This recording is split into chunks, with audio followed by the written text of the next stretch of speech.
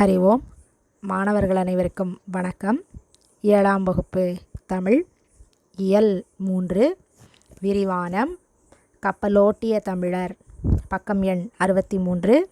மாணவர்கள் உங்களுடைய கையில் புத்தகத்தினுடைய பக்கம் எண்ணை எடுத்து வச்சுக்கோங்க. வாசிக்க கவனிச்சுக்கிட்டே வாங்க.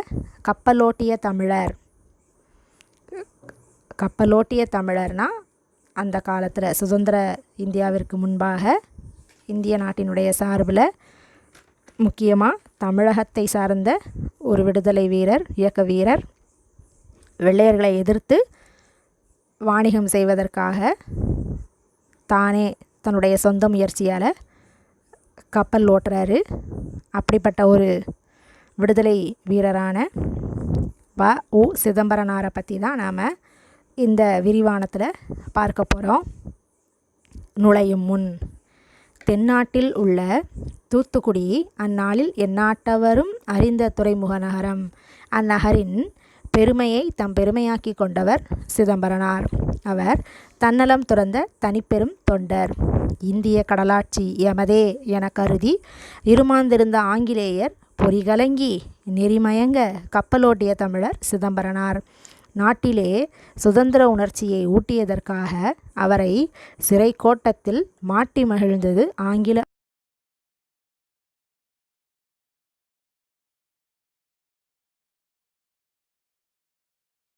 துறைமுகத்தின் அருகே உலாவச் சென்றார். பழைய நினைவுகள் எல்லாம் அவர் மனத்திலே படர்ந்தன. அக்கடற்கரையில் நின்று அவர் பேசியிருந்தால் என்ன பேசியிருப்பார்? இதோ அவர் வாயாலேயே கேட்போம். என்ன சொல்கிறாங்க? நுழையும் முன்ல நாம் இந்த வரைபடத்தில் பார்க்குறோம் இல்லையா? இவர் தான் கப்பலை ஓட்டிய தமிழ்நாட்டை சேர்ந்த ஒரு தியாகி வ.உ. சிதம்பரனார் அப்படிங்கிறதான் அவருடைய முழு பெயர். இவர் என்ன செய்கிறாராம்? தூத்துக்குடி மாவட்டத்தில் இருக்கக்கூடிய கடல் பகுதியில் இந்த கடற்கரையில் நின்று பேசியிருந்தார். அப்படின்னா என்ன பேசியிருப்பாருங்கிறத ஒரு கற்பனையாக நமக்கு இந்த விரிவானத்தில் கொடுத்துருக்காங்க. அதுக்கு முன்னாடி அவரை பற்றின சிறப்புகளெல்லாம் சொல்லிட்டு இதை சொல்லியிருக்காங்க. என்ன சிறப்பு? அவரை பற்றின சிறப்பு, தெற்கு பகுதி, தமிழ்நாட்டினுடைய தெற்கு பகுதி, அதுதான் தூத்துக்குடி மாவட்டம். தென்னாட்டில் உள்ள தூத்துக்குடி அந்த காலத்தில் எல்லா நாட்டவரும் அறிந்த துறைமுக நகரம். ஏன்னா கடல் வழியாக வெளிநாட்டினர், வெளி மாநிலத்தவர் எல்லாம் வாணிகம் செய்வதற்கு ரொம்ப உதவியாக இருந்த நகரம் அந்த துறைமுக நகரம், தூத்துக்குடி துறைமுக நகரம். துறைமுகம் அப்படின்னா கப்பல்கள் வந்து பொருள்களை இறக்கி ஏற்றி செல்லக்கூடிய இடம்தான் துறைமுகம் அப்படின்னு நாம் சொல்லுவோம். அந்த மாதிரி இருக்கக்கூடிய துறைமுகம்தான் தூத்துக்குடியில் சிறப்பு பெற்று இருந்தது. அந்நகரின் பெருமையை தம் பெருமையாக்கி கொண்டவர் சிதம்பரனார். இவரும் தான் அங்கே வாழ்ந்திருக்கிறாரு பிறந்து. அதனால் அந்த நகரினுடைய பெருமையை தன்னோட பெருமையாக அவர் அந்த நகரத்தில் பிறந்து வளர்ந்ததை நினைக்கிறாரு. இவர் தன்னுடைய நலம்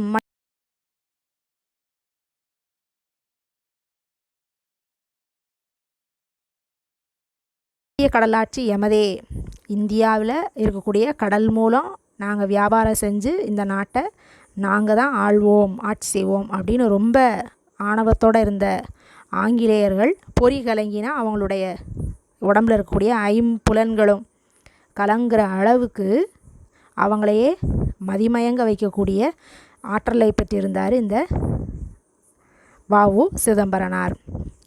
அவங்கள மீறி நம்ம நாட்டில் நாம் கப்பல் விடாமல் வெளிநாட்டை சார்ந்த வெள்ளையர்கள் வந்து கப்பல் ஓட்டி வியாபாரம் செய்வதா கூடாது அப்படிங்கிற ஒரு வீர செயலை செஞ்சவர் தான் இந்த சிதம்பரனார்.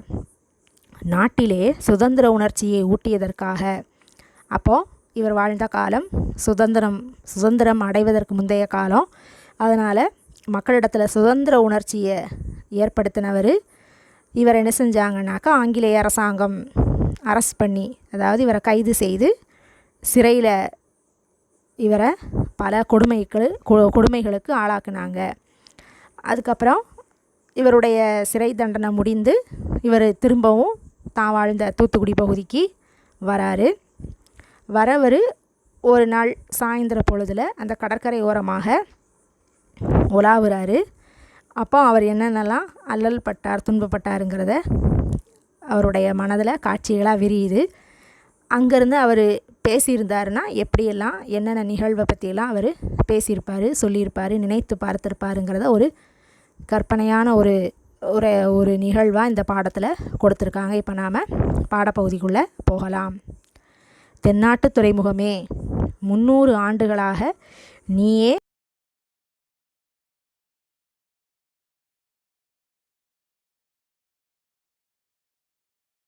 உன்னை வணங்குகின்றேன், வாழ்த்துகின்றேன். ஆயினும் அக்கால துறைமுகத்தின் மாட்சியையும் இக்காலத்தில் காணும் காட்சியையும் நினைத்து பார்க்கும் பொழுது என் நெஞ்சம் குமுறுகின்றதே. அவர் வாழ்ந்து மறைந்த காலம் சுதந்திர காலத்திற்கு முந்தைய காலம். இப்போ சுதந்திரம் அடைந்து நமக்கு 70 வருடங்களையும் கடந்த காலகட்டத்தில் அவர் அந்த கடற்கரை பகுதிக்கு சென்றிருந்தால் எப்படியெல்லாம் அந்த கடலிடத்தில் பேசியிருப்பார் அப்படிங்கிறத சொல்கிறாங்க. அது முக்கியமாக அங்கே இருக்கக்கூடிய துறைமுகம். ஏன்னா அந்த கப்பல்கள் வந்து செல்லக்கூடிய இடங்கிறதுனால ஆங்கிலத்தில் அதை நம்ம ஹார்பர் அப்படின்னு சொல்லுவோம். அந்த துறைமுகத்துக்கிட்ட இவர் பேசுகிறாரு. தென்னாட்டு துறைமுகமே அப்படின்னு பேசுகிறாரு. 300 வருடங்களாக இந்த துறைமுகத்தில் கப்பல் மூலியமாக அந்த முத்து எடுத்து என்ன செய்வாங்க, கடலுக்கடியில் கிடைக்கக்கூடிய ஒரு விலை உயர்ந்த பொருளான முத்து குளித்தல்னு கூட அதை சொல்லுவாங்க. கடலுக்கு அடியில் மூழ்கி சிப்பி எடுத்து அதில் இருக்க முத்தை எடுத்து வியாபாரம் செய்கிறதுக்கு, ஏற்றுமதி செய்கிறதுக்கு பயன்படுத்துவாங்க. அப்படிப்பட்ட அந்த முத்து கிடைக்கக்கூடிய கொற்கை துறைமுகமே அப்படின்னா பாண்டிய மன்னர்கள் ஆட்சி செய்து ஏற்றுமதி இறக்குமதி செய்த துறைமுகம். அந்த துறைமுகத்திற்கு தான் கொற்கைன்ற பெயர் உண்டு.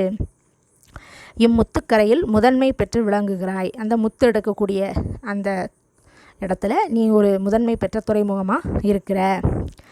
முன்னாளில் வளமுற்றிருந்த கொற்கை பெருந்துறையின் வழித்தோன்றல் நீயே. இதுக்கு முன்னாடி, அதாவது சுதந்திரம் அடைவதற்கு முன்னாடி உள்ள காலகட்டத்தில் முத்தெடுப்பதற்கு சிறந்த இடம் அப்படின்னா அது கொற்கை துறைமுகம்தான் அப்படின்னு சொல்லியிருக்கிறாங்க. அதன் வழியாக தோன்றிய பிற்காலத்தில் இருக்கக்கூடிய துறைமுகமான இப்போ இருக்கக்கூடிய துறைமுகமே, உன்னை நான் வணங்குறேன், உன்னை நான் வாழ்த்துறேன். ஆனாலும் நான்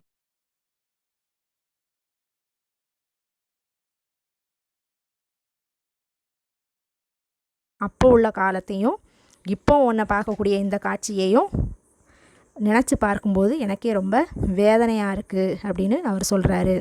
பாரறிந்த கொற்கை துறைமுகத்திலே பாண்டியனுடைய மீனக்கொடி உயர்ந்து பறந்தது. கொற்கை கடல் முத்துவளம் கொளித்தது. பழங்குடிகளாகிய பரதவர் மரக்கல வணிகத்தால் வளம் பெற்று மாட மாளிகையில் வாழ்ந்தார்கள். இது சென்ற காலத்தின் சிறப்பு. இன்று மீனக்கொடி எங்கே? ஆங்கில நாட்டு கொடியென்றோ இங்கு பறக்கிறது. பரங்கியர் கப்பலென்றோ எங்கும் பறந்து திரிகின்றது. கொள்ளை லாபம் அடைகின்ற வெள்ளையர் கப்பலில் கோலி வேலை செய்கின்றனர் நம் நாட்டு மக்கள். சொந்த நாட்டிலே வந்தவருக்கு அடிமை செய்து வயிறு வளர்ப்பது ஒரு வாழ்வாகுமா? வசையொழிய வாழ்வாரே வாழ்வார் என்ற வள்ளுவர் வாய்மொழியை மறக்கலாமா? ஆக அவர் என்ன செய்கிறாருனாக்கா, அந்த பழைய கனவுகள்லேருந்து இன்னும் மீளலை. பழைய கனவு நோக்கியே தான் அவர் செல்கிறாரு. என்ன நினைக்கிறாரு அப்படின்னா, பாரறிந்த கொற்கை துறைமுகத்திலேயே, பார்னா இந்த உலகம் எல்லாத்துக்குமே பாண்டியர்கள் ஆட்சி செய்யக்கூடிய, பாண்டியர்கள் வியாபாரம் செய்யக்கூடிய துறைமுகத்திற்கு பேர் கொற்கை துறைமுகம். அந்த கொற்கை துறைமுகத்தில் பாண்டியர்களினுடைய சின்னமான மீன்கொடி தான் உயர பறந்திருந்தது. கொற்கை கடல், அந்த கடல் முழுவதும் முத்து செழித்து இருந்தது. பழங்குடிகள்னால் பழமையான மக்கள், பரதர்கள். அதனால தான் இந்த நாட்டை நாம் பாரத நாடு அப்படின்னு சொல்கிறோம்.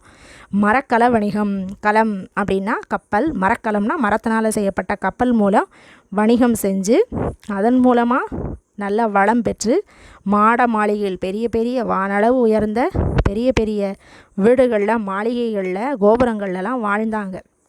இது சென்ற காலத்தின் சிறப்பு. இது அப்பேற்பட்ட காலத்தில் உள்ள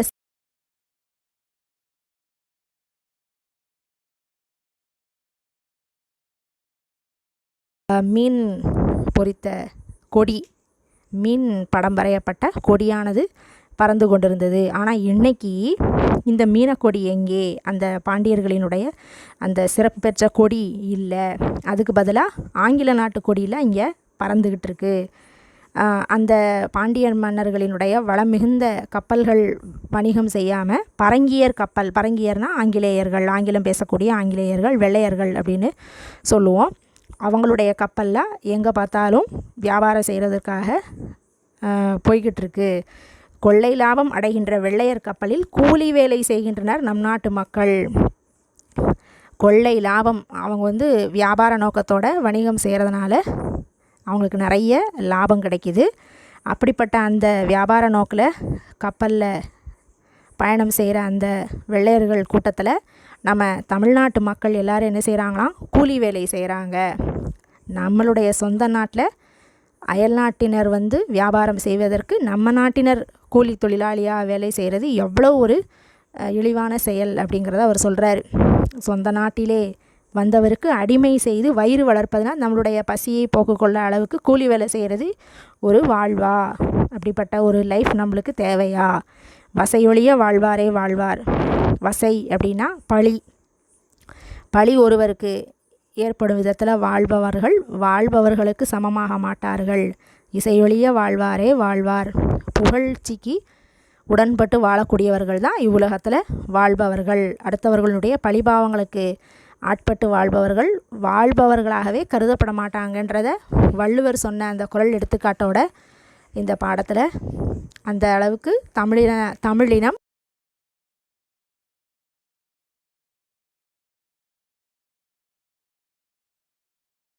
முகமே. இந்த வசையை ஒழிப்பதற்காக இந்நகரில் சுதேச கப்பல் கம்பெனி ஒன்று உருவாயிற்று. பாரத நாட்டு செல்வரும் அறிஞரும் அந்த கம்பெனியில் பங்கு கொண்டார்கள்.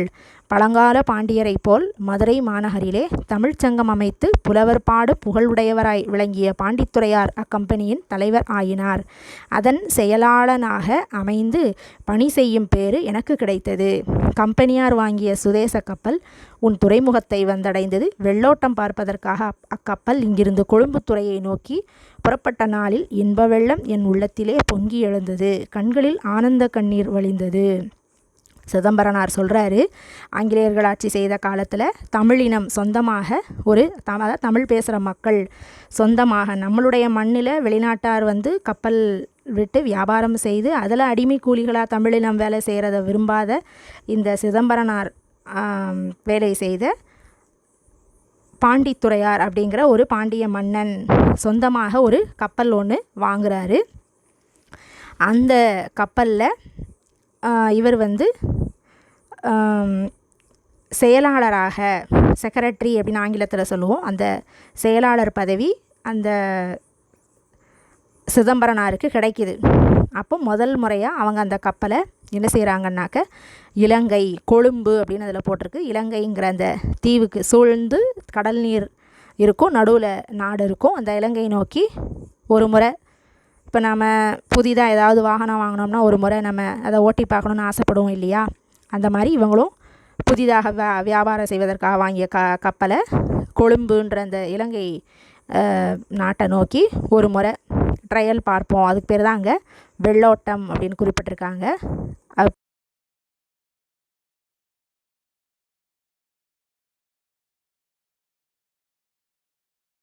பேராவினுடைய தொடக்கத்திலிருந்து பொருளை பார்க்கலாம். வளமார்ந்த துறைமுகமேனா எல்லா வளங்களையும் கொண்ட இந்த துறைமுகமே, முக்கியமாக கடல் வளம். இந்த வசையை ஒழிப்பதற்காக தமிழினம் ரொம்ப இழிவான இந்த நிலையில் இருக்கிற இந்த தன்மையை நீக்குவதற்காக இந்த நகரில், அந்த தூத்துக்குடி நகரில் சுதேச கப்பல் அப்படின்னா தமிழக மக்கள் எல்லாரும் அவர்களுடைய சார்பில் ஒரு கப்பல் விடுவதற்கு ஒரு கம்பெனி ஒன்றை உருவாக்குறாங்க. அந்த கம்பெனியில் நிறைய பேர் உறுப்பினர்களாக இருக்கிறாங்க. பாரத நாட்டு செல்வரும் பணக்காரர்களும் நல்ல அறிவு மிகுந்த அறிஞர்களும் இந்த கம்பெனியில் ஒரு குழுவாக பணிபுரிகிறாங்க. மதுரை நகரத்தை ஆட்சி செய்த பாண்டிய மன்னன் அங்கே தமிழ் வளர்ப்பதற்கு சங்கம் வைத்து தமிழ் மொழியை வளர்க்குறான். அந்த பாண்டிய மன்னர்களின் வம்சத்தில் தோன்றியவன் புலவர்கள் பலரால் பாராட்டப்படக்கூடிய பாண்டித்துரையார் அப்படிங்கிற அந்த மன்னன் இந்த சுதேச கப்பல் கம்பெனியினுடைய தலைவனாக பொறுப்பேற்கிறான். அதனுடைய செக்ரட்டரியாக செயலாளனாக பணி செய்யக்கூடிய ஒரு வாய்ப்பு சிதம்பரனாருக்கு கிடைக்குது. இந்த மாதிரி எல்லாரினுடைய ஒரு பங்கால் கிடைச்ச அந்த சுதேசிய கப்பலை என்ன செய்கிறாங்கன்னா இந்த தூத்துக்குடியில் இருக்கக்கூடிய துறைமுகத்துக்கு கொண்டு வராங்க. அதை முதல் முறை ஓட்டி பார்ப்பதற்காக என்ன செய்கிறாங்கன்னாக்க கொழும்பில் இருக்கக்கூடிய ஹார்பர் துறைமுகம் அங்கே போகிறாங்க. அந்த நாள் ரொம்ப மகிழ்ச்சிகரமான நாளாக இவருக்கு அமைந்தது. கண்களில் ஆனந்த கண்ணீர் வழிந்தது.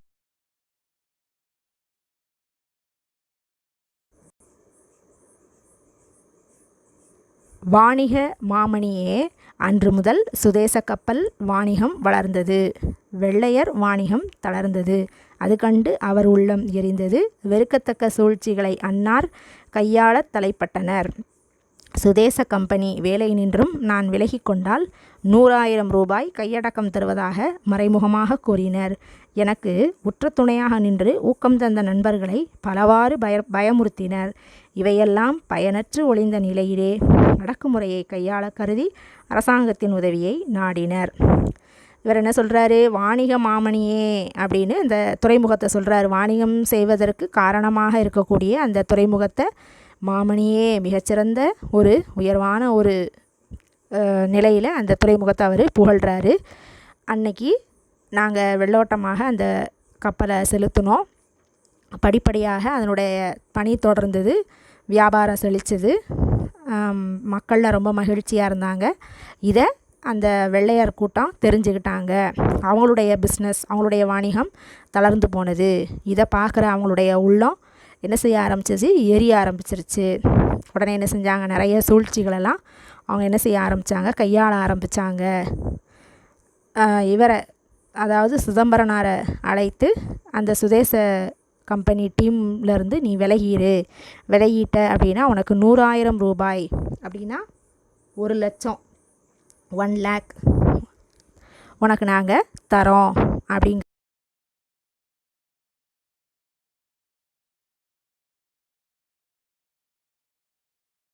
அளவில் இருந்த நண்பர்கள் அவங்களையும் பல விதத்துலேயும் அவங்க என்ன செய்கிறாங்க? அந்த வெள்ளையர் குரூப் டீம் பயங்காட்டுறாங்க.